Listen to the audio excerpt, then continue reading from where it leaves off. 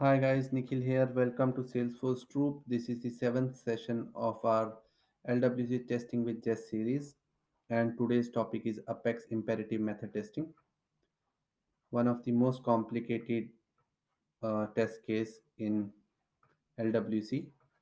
So let's see how we're gonna write the test case for the imperative method. Let's first go to our VS Code and create the component to which we're gonna test. So now everybody know how to create the component. Go to command palette, select create lightning web component, give the component name my apex method comp, hit enter, take the default path, it will create the component. And I already have the apex class ready. So if I go to my classes, I already have any class you can pick. I already have a class called account controller, and within the account controller I have a basic method called get account list that is giving me the id, name, and annual revenue from the account object, where annual revenue is not null and limit to 5. So we're gonna use this method. I'll just copy this method name. I'll come back to my class, and that is I'll come back to my component, that is my apex component. It's here in the JS. First we're gonna import our method. So I'll say import get account list from our class reference. So we are giving the path at the rate Salesforce apex slash account controller, and our method is that we are using is get account list. So first we'll import the method that we're gonna call. Secondly, we know how to call the imperative method. So we mainly use the imperative method on click of some action, like on click of button and all. Suppose we're gonna use a button on the HTML, and that will have a handler called load accounts. I'll create a method load accounts, and in this we're gonna call our apex method, that is get account list dot then, because it will return the promise, and the only way to catch the promise is the then method. And then we'll receive the result if it's success, otherwise it will catch the error if it is error.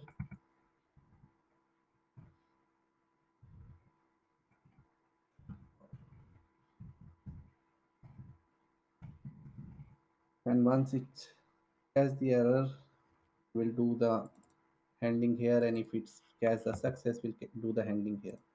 So there are two types of result gonna come, either success or an error. So we'll create two properties. Local property one is accounts, the second one is error. Both are initialized by undefined. We haven't initialized with anything, so by default JavaScript initialize them with undefined. So I'll say whenever the result is available, map the result to accounts property. Otherwise, not otherwise, and the error should be undefined in this case, because if it's success, the error should not be there. It can be null or undefined. So we'll make it null. And if the exceptions occurs, suppose the error comes, we'll say this dot error and map the error to the error property. Apart from that, then our accounts should be equal to none.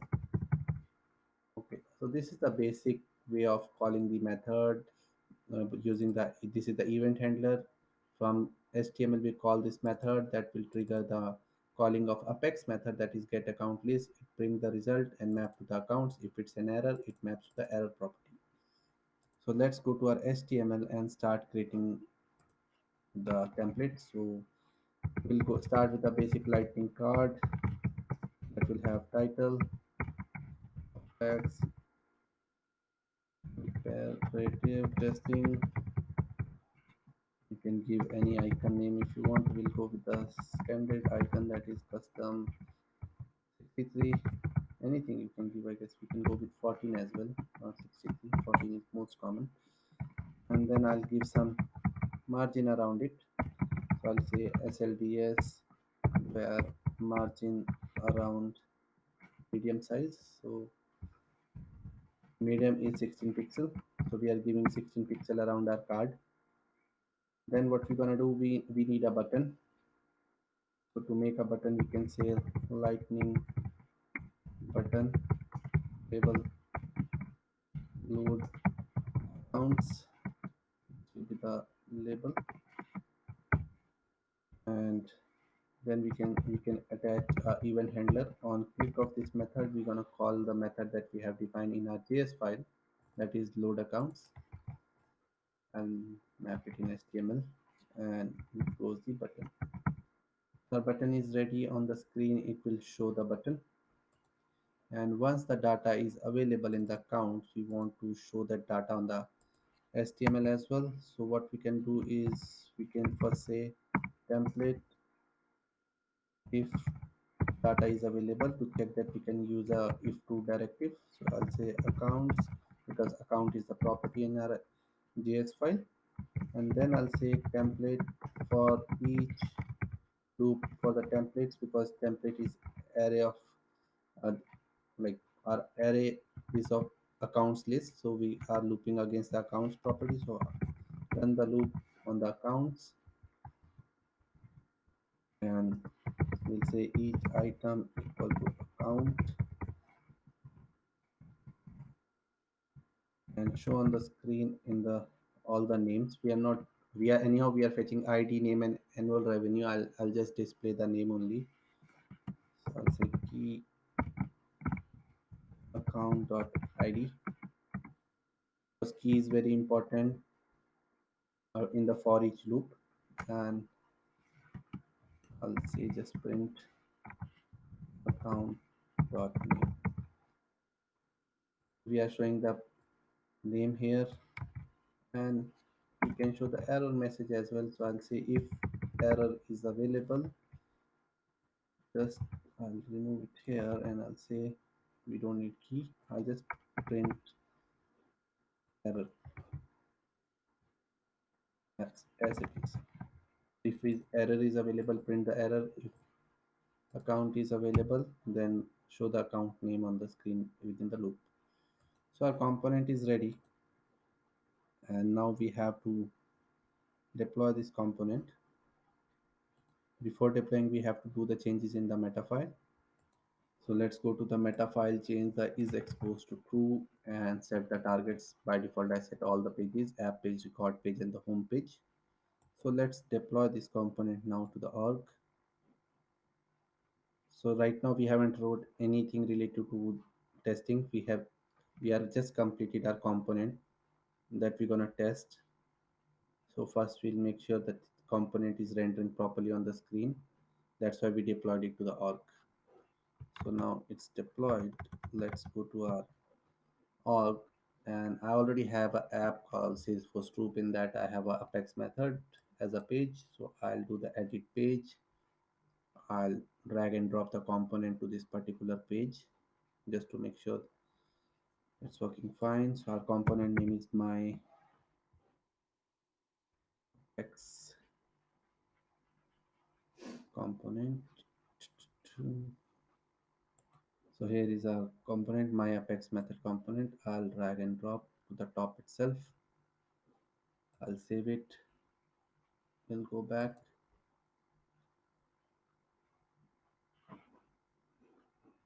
So our card is displaying properly. Apex imperative testing. The button is visible, and on click of this, we are able to load our account names.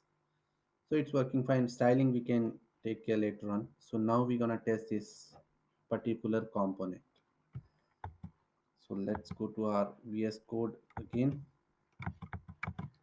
and now we already written many test cases, so everybody knows now how to start the writing the test cases. First, go to your component, create a folder, call underscore underscore tests underscore underscore, and within this we're gonna create a file with the same component name, apex method comp, and we have to give the extension called .test.js. So now our test file is ready. I'll zoom little bit my VS Code so that it will be easy for you guys. I'll start with the basic structure that we know how to start writing the test cases. So we know first we need to import the create element from LWC. After that, we need to import our component as well. That is my apex method comp. So if you don't know what is your component name, just go to the JS file, take the class name, import my apex method comp from C slash my apex method comp. That is a path. That is this. C is the namespace. So you import your component. Then what else? The basic structure for the test writing test cases. So we need to use the describe block. In C hyphen my apex method. Anything you can give a meaningful name. You can write like testing imperative apex method, and then it will take the second argument as a callback. Within this block, you will write your before each block or after each block or it or the test block. So we usually write our test. It can start with the test keyword as well, as we already seen in the previous videos. So I write with the it, then you write your test suite name. So it's like my test case name is renders accounts return from imperative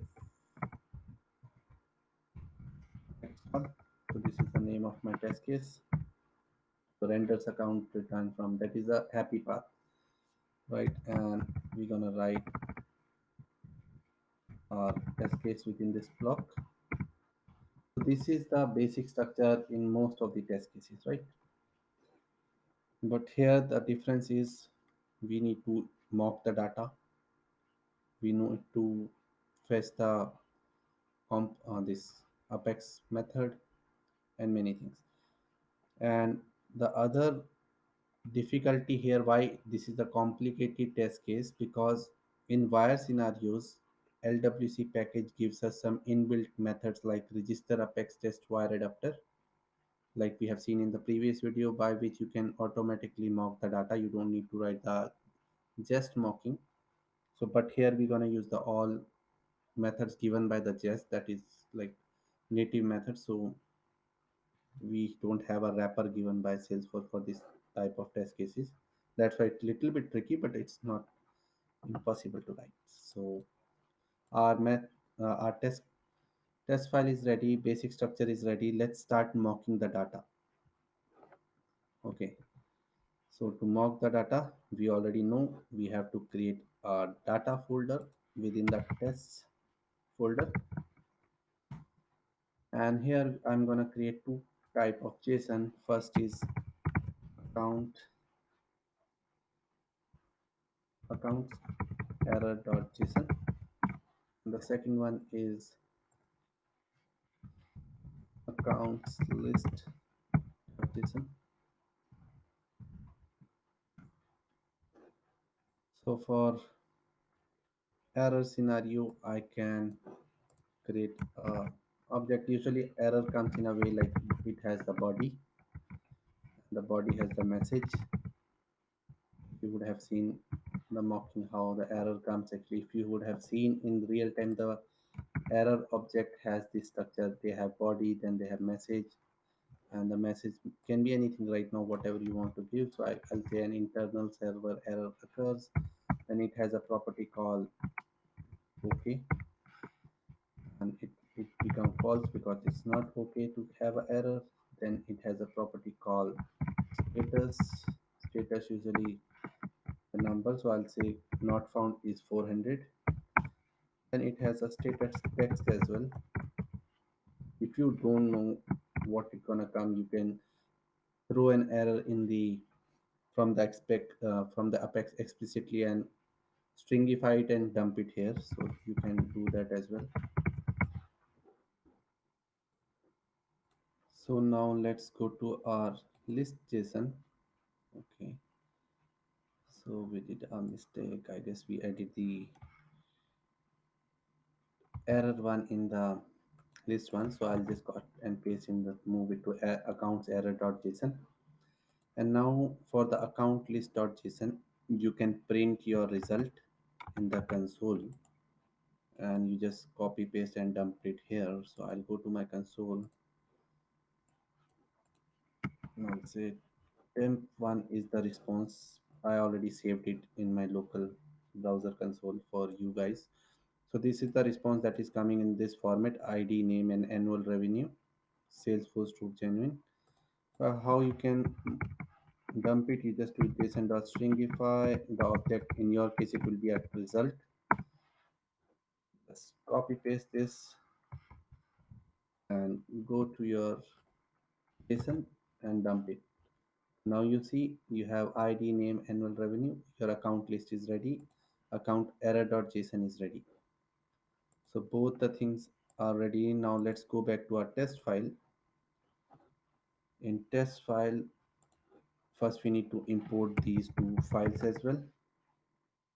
So I'll give it a name like apex account list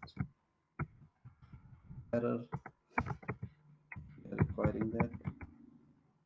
So in require we'll pass the path data slash account accounts error.json, and after that I'll just copy paste this again, and the another path is accounts list.json x account list success. So we imported these two methods, means these two files. Apart from that, we need the reference of our method, that is the actual method. So our method we can copy paste directly from our JS file, that is get account list from the account controller. Right now we are just importing all the things that are required. So the actual reference of our method is required. The file, the mock files are required. So we import the what you got, not import actually, const const. So we are import and require are the same thing. So we are requiring the file and storing it to the a variable called apex account list error, and similarly the account list JSON we are mapping it to apex account list success. So now we have all the things required to write our test case. So let's go and write first, create the element for the JS DOM. So I'll say before each, we'll use before each method that will run before running each of the test case. Create the element first. I'll say create element, that is the method that we are importing from the LWC module, and our element name is the name the way you call the your component in the file. So c hyphen my hyphen apex hyphen method hyphen com.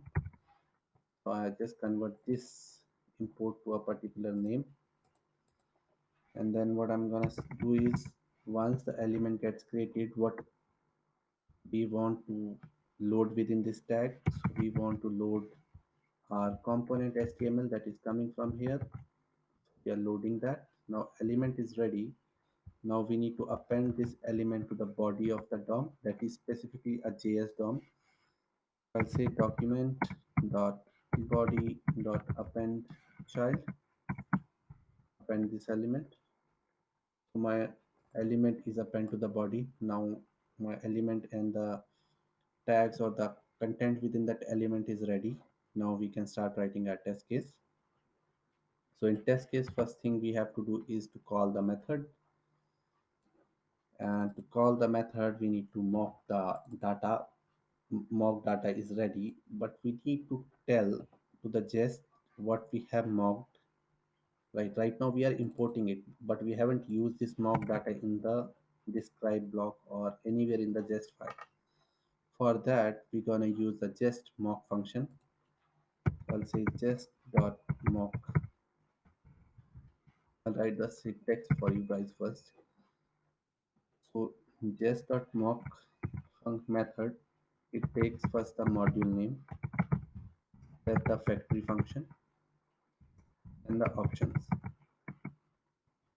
So let's create this method now, jest.mock, and our what we call the module name is the same path. Just copy paste and paste it here.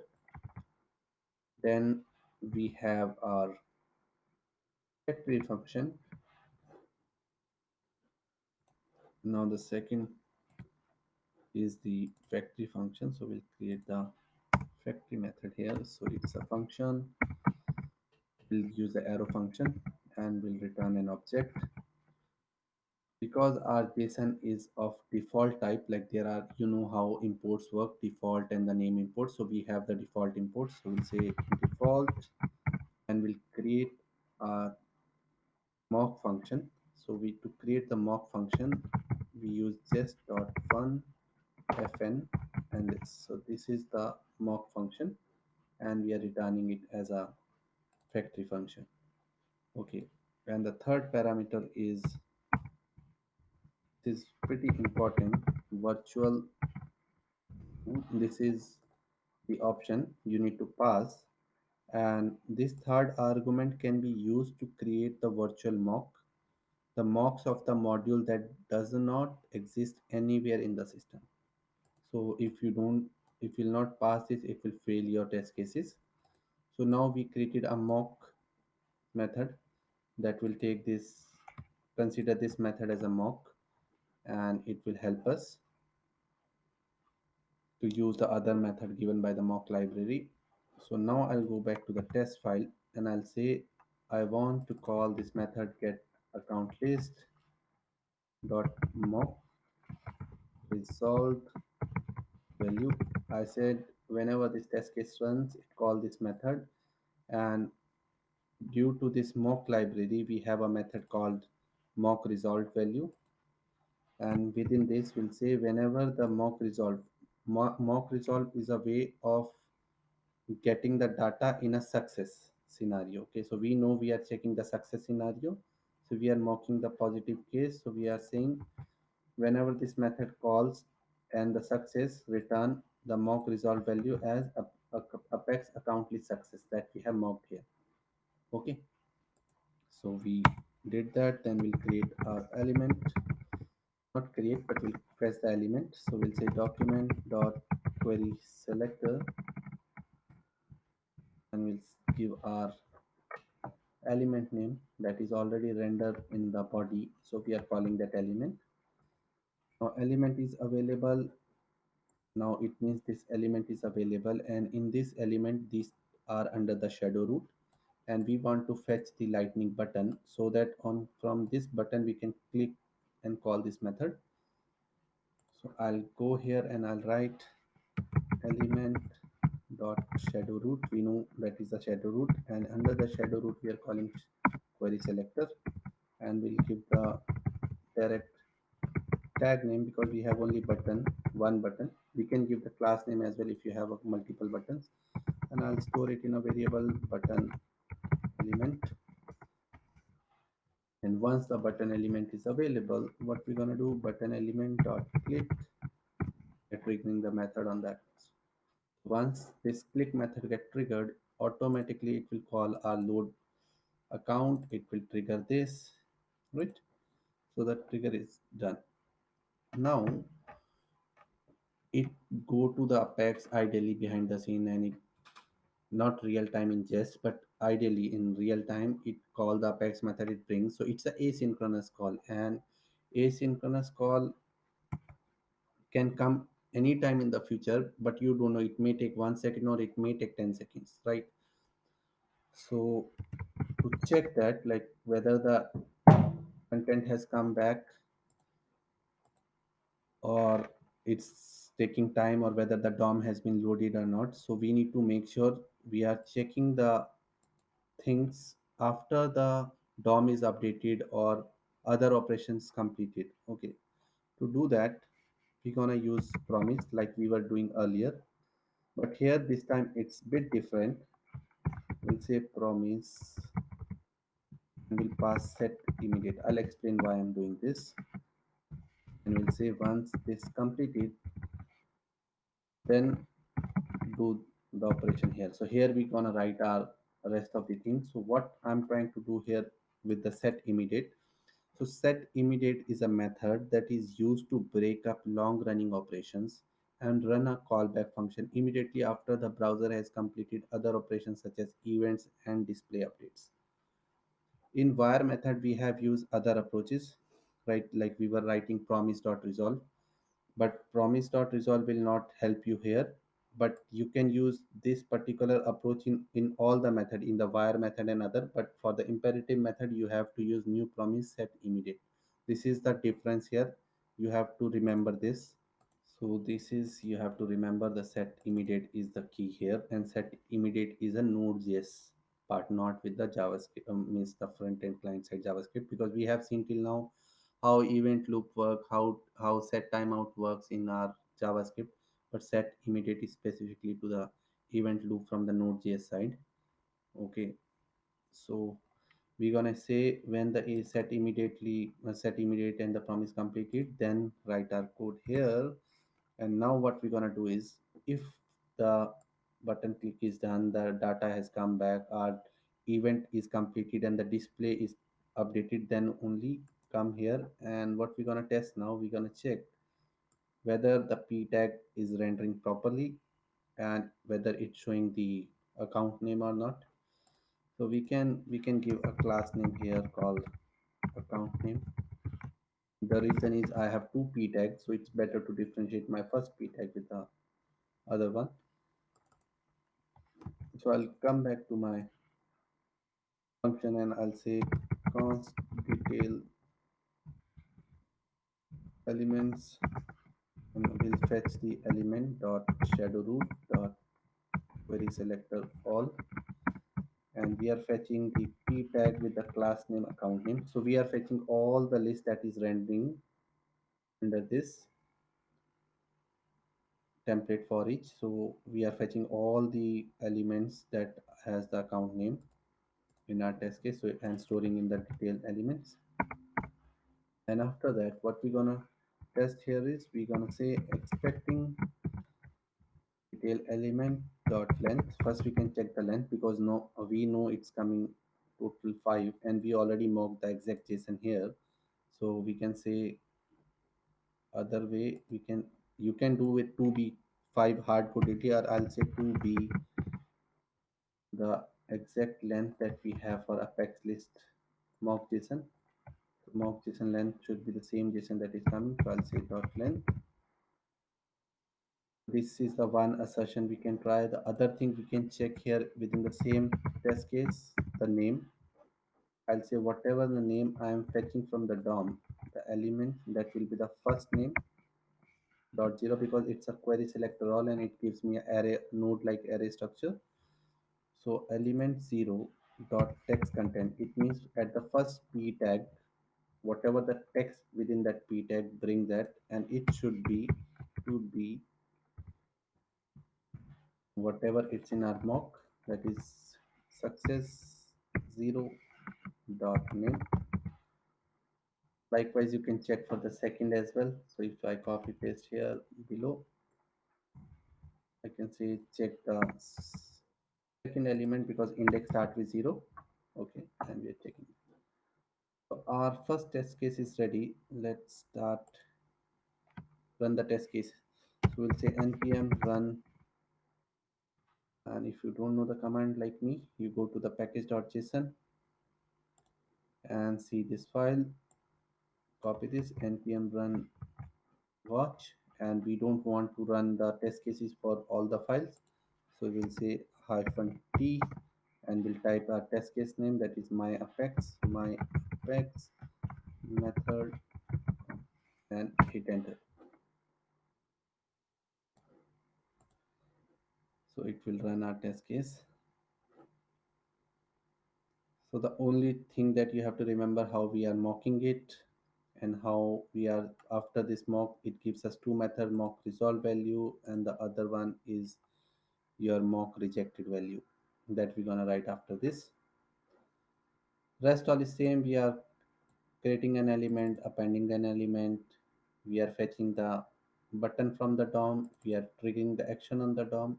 But here this time we are using new promise set immediate specifically, right? So that all the events and all the DOM updation completes, then only comes here. Okay, the set immediate will break the event loop immediately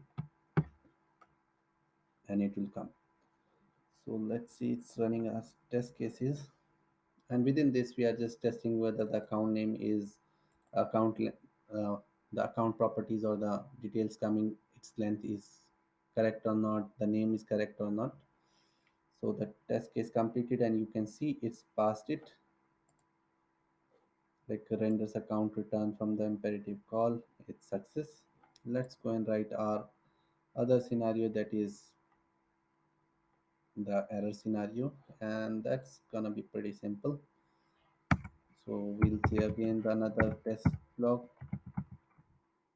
It I'll say renders the error, then apex return an error.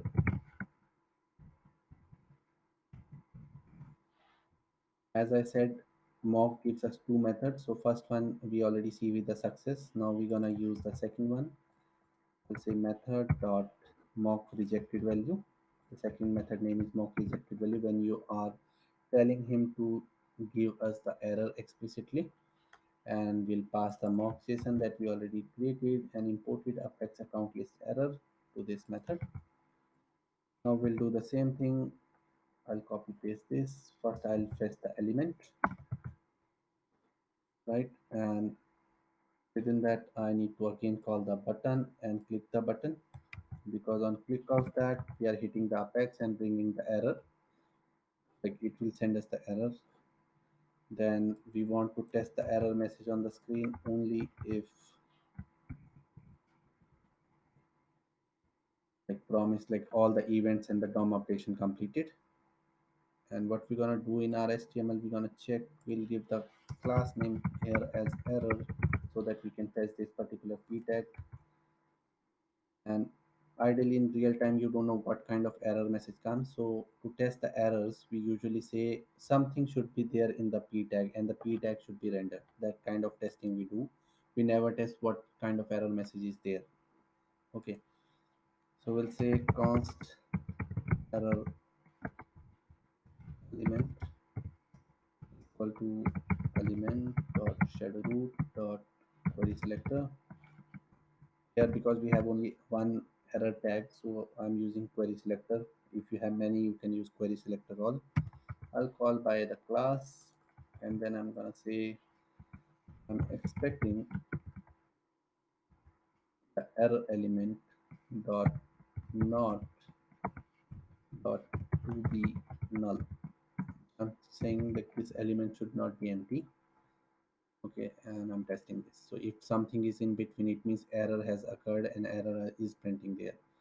Because in real time there are different types of page error, field level error, or not found error, service error, system error. So you can't mock all the errors. So you just need to check some error has occurred and the p tag is rendering. If p tag renders, then only this query selector will work. And if errors printed on the screen, then only you can able to test the within the error tag or the p tag some message is there that is not empty actually. Okay, so let's go and see. I'll hit enter so that it can rerun the test cases, because we are running in the watch mode. And now you can see that both test cases has been passed, and here are the messages like render error when the apex occur, render accounts return when from the apex call. And this is how you do the mocking. So let's go to the slide again, and I'll give you a again overview at high level steps for mocking. First you need to import the reference of the method that you want to test, in our case that get account list. Then you have to import the mock JSON that you have mocked. So in our case we have mocked two JSON, account error and the accounts list. Account error has the error JSON, account list has the success JSON, that is the list of accounts. Then you have to create the mock, that is the imperative method, right? So if that is to mock the imperative method. So first we need to pass the module. So in our case the module name is the path to our apex method. Then the second is the factory method, because our JSONs are default in nature, not the name export, the default export. So we are saying in the factory the default will come, and just dot function is the mock function. We are creating a mock function, so it looks like something has been triggered. And the virtual true, very important, these parameters you need to use as it is. The virtual true is the argument that like module that don't does not exist anywhere in the system. It helps to understand that, right? So it is helping just internally to understand, okay, nowhere else the other mocks I'm using. If it's using, discard them. Okay, just use the mock that is specific to this particular just file. Okay, so once that is ready, then we already mocked it, so we get the two powers. One is the mock resolve value and the mock reject value. Okay, so once we mock, so we know if the success scenario we have to test, you need to say mock resolve value and pass the success mock JSON. And if it is a mock rejected value, then pass the error JSON. And this is how it works. So that's it for today's session. I know it's a bit confusing. If you practice it, it's like one time you write it, you can reuse it every time you're testing your Apex method imperatively. And if you guys have any doubt or any questions, you can ask me in the comment box. I would love to help you guys. And practice it as much as you can. And thank you for watching. Have a lovely day.